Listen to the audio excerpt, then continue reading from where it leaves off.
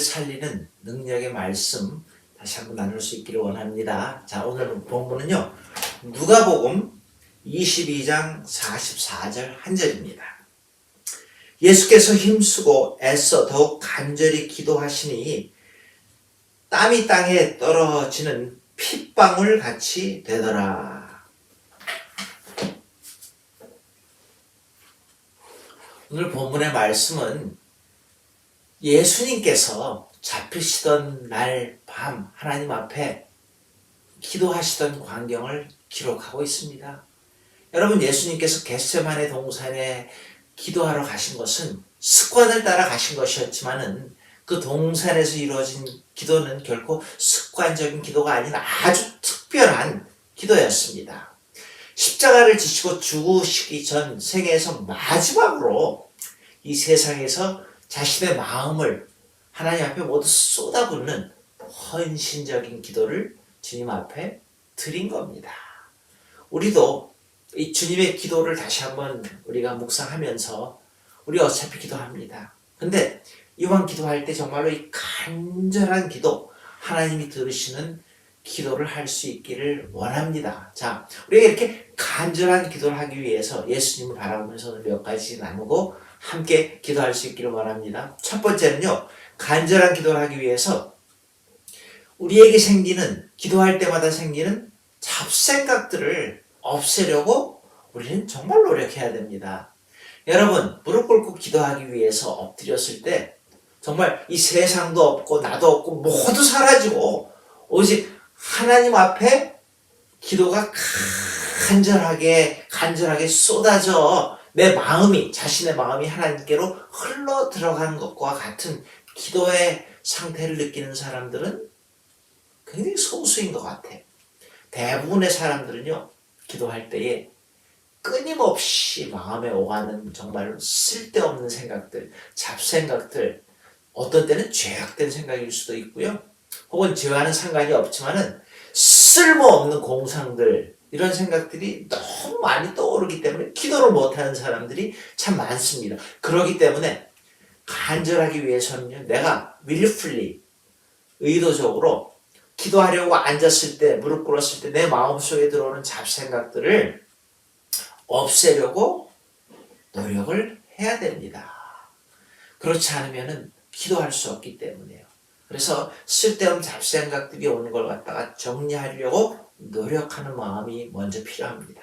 두 번째는요, 우리가 기도를 할 때마다 고민하는 것 중에 하나가 뭡니까? 너무 형식적인 기도를 드리지 않습니까? 그렇기 때문에 간절함을 위해서 형식적인 기도를 경계하고 정말로 내가 기도해야 될 게 무엇인지를 진실되게 하나님 앞에 구할 것이 무엇인지를 우리가 seek out, 찾아야 된다는 겁니다. 여러분, 우리가요, 그 하나님 앞에 정말로 진실되게 기도하려고 잡생각을 자꾸 없애려고 노력을 하면은 모아집니다, 마음이. 그리고 그럴 때에 정말로 하나님 앞에 그 간절하게 기도하기 위해서 내 마음을 다시 보는 거예요. 영어로 babbling 그러죠. 그냥 나오는 대로 형식적으로 하는 기도가 아니라 하나님 앞에 정말 오늘 내가 필요한 기도가 무엇일까를 다시 한번 찾는 겁니다. 그리고 고민하는 겁니다. 말 잘 못해도 됩니다. 길게 안 해도 됩니다. 어떤 때 말이 안 나올 때 그냥 주여라고 한번 부를 수도 있습니다. 하지만은 형식적으로 하는 것이 아니라 정말로 내가 오늘 기도해야 될 것이 무엇인가를 고민해야 된다는 겁니다. 자, 그래서 그런 마음으로 간절한 마음으로, 그리고 형식적인 걸 경계하고 정말로 내가 필요한 것들을 기도하려고 할 때 성령님께서 우리로 하여금 간절한 기도를 할 수 있게 도와주실 줄 믿습니다. 자, 근데 그렇게 하기 위해서 오늘 본문을 보면서 가장 좋은 방법이 뭡니까? 세 번째는요, 예수님의 십자가의 고난을 묵상하는 겁니다. 여러분, 예수님의 고난을 묵상하는 것, 특별히 고난 받으시기 직전에 겟세마네 동산의 이 기도를 묵상하는 거는요, 우리로 하여금 하나님 앞에 간절한 기도를 유지하도록 돕는 아주 훌륭한 방편이라고 저는 생각을 합니다. 예수님이 어떤 모습으로 기도했습니까? 땀이 땅에 떨어지는 핏방울 같이 되더라 라고 이렇게 말씀을 하셨습니다. 그리고 이날 밤에 예수님께서 통곡하시면서 기도하신 것입니다. 그 증거가 히브리서에 나와 있어요. 히브리서 5장에 보면 그는 심한 통곡과 눈물로 간구와 소원을 올렸고 그의 경외하심을 인하여 들었느니라 라고 되어 있습니다. 여러분, 예수님의 전생애가 심한 통곡과 눈물로 올린 기도였지만 특별히 오늘 이 히브리서 5장의 장면은 바로 이 겟세마네 동산의 기도의 그 기도하면서 씨름하시는 장면입니다. 예수님이 그 밤에 자기에게 다가오는 십자가, 잠들어버린 제자들을 두고는 홀로 감람산 깊은 밤에 기도로 매달리셨던 그 장면을 여러분 한번 묵상해 보실 수 있기를 바랍니다. 우리에게 이렇게 간절히 매달려야 할 십자가가 있습니까? 핍박과 고난이 없는 것이 아니지만은 그러나 우리는 너무 좋은 환경 속에 살고 있지 않습니까?